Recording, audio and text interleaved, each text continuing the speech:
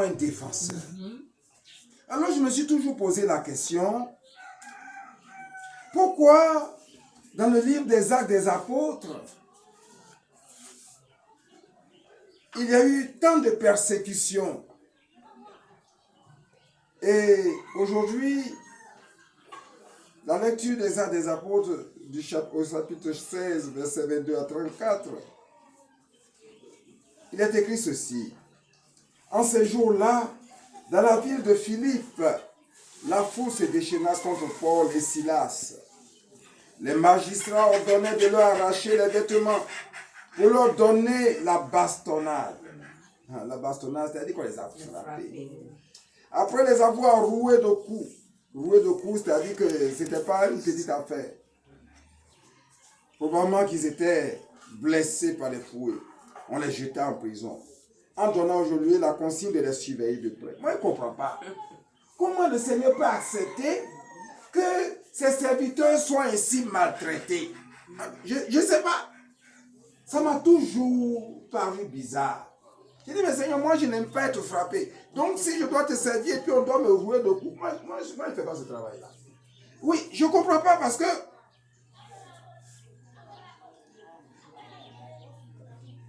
pour appliquer cette consigne, on l'a mis au fond de la prison, avec les pieds coincés dans les blocs de bois. Amen.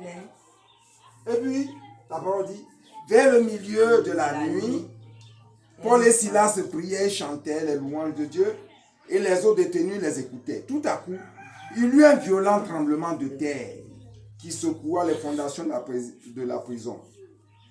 En l'instant même, toutes les portes s'ouvrirent et les liens de tous les détenus se détachèrent. Bon, donc là, c'est-à-dire que Dieu est venu intervenir maintenant. Ah non, moi je ne comprends pas. Et moi, honnêtement, je n'ai pas compris. Jusqu'à ce que la troisième personne, la très sainte Trinité, m'explique les choses. Prêche à mon prophète des temps modernes. Prêche la bonne nouvelle. Prêche la très bonne nouvelle, la révélation des révélations. Molesté, mis en prison avant d'intervenir. Jésus dit, si je ne m'en vais pas, le défenseur ne viendra pas. Amen. Souvenez-vous qu'à un moment donné, dans la parole de Dieu, Paul, dans sa mission, dit que la troisième personne de la très sainte Trinité s'est opposée. Et c'est peut-être ça, la réponse à la question. Quand tu dois te lever, aller pour faire l'œuvre de Dieu, tu dois en recevoir des instructions de la part de la troisième personne, la très sainte Trinité. Amen. Mon prophète. Parce que là, elle est garante de ta sécurité. Amen. Alléluia. Amen. Mais si toi-même tu prends des initiatives et tu y vas, mais tu vas recevoir d'abord la correction de la non-justice que tu as pratiquée. La désobéissance. Alors, pour donner un exemple, dernièrement, Simon-Pierre était malade. Et j'ai dit à tous les membres de la fraternité, allez lui rendre visite. Simon-Pierre habite dans la cour familiale. Elle est la seule à croire à la bonne et la très bonne nouvelle. Amen. Et là où elle habite, elle n'est pas l'héritière principale. C'est son grand frère qui est le principal héritier et qui lui dit qu'il sait sur quoi il compte. Amen. Moi, je suis un serviteur de la troisième personne de la très sainte Trinité.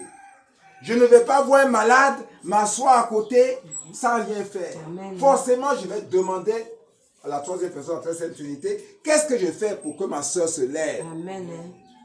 Or, ma soeur habite une maison dans laquelle il y a des personnes qui ne confessent pas son nom et qui sont propriétaires de cette maison. Amen. Si j'y vais là, je suis en injustice de Dieu. Amen. Je vais dans le territoire de quelqu'un. Et ce territoire, peut-être que ce monsieur a fait des pactes.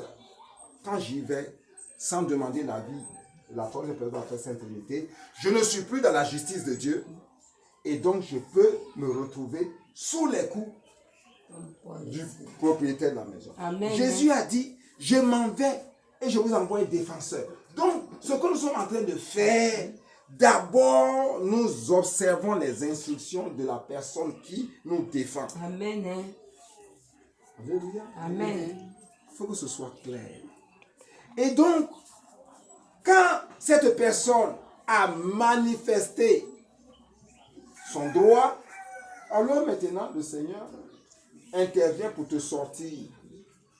Donc, on va bastonner Paul et Silas. Amen.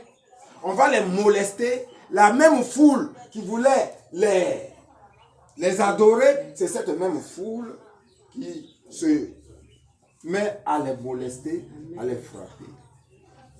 Oh Seigneur, aujourd'hui, ne prenez aucune initiative personnelle sans m'avoir avisé. Amen. Et c'est pour cela que, au niveau des vertus, la deuxième vertu dit la maîtrise de soi par Dieu. Ne pas faire n'importe quoi en se disant c'est ce que Dieu veut. Que le nom du Seigneur soit béni. Et aujourd'hui, le Seigneur nous explique que Jésus a dit je m'en vais et je vous fais venir un défenseur. Le défenseur, c'est lui qui mène notre mission. Nous ne ferons rien sans qu'il nous ait donné l'occasion de le faire. Que le nom du Seigneur soit béni. Seigneur, accorde-nous cette grâce pour faire ton œuvre. Jésus, accorde-nous cette grâce pour faire ton œuvre. Roi, accorde-nous cette grâce pour faire ton œuvre. Marie, accorde-nous cette grâce pour faire ton œuvre. Avoir les dons de Dieu, chérie, c'est vertu par Dieu. Avoir les dons de Dieu, chérie, c'est vertu par Dieu. Jésus, accorde-nous cette grâce pour faire ton œuvre. Mon Dieu, accorde-nous cette grâce pour faire ton œuvre. Roi, accorde-nous cette grâce pour faire ton œuvre. Marie, accorde-nous cette grâce pour faire ton œuvre. Avoir les dons de Dieu,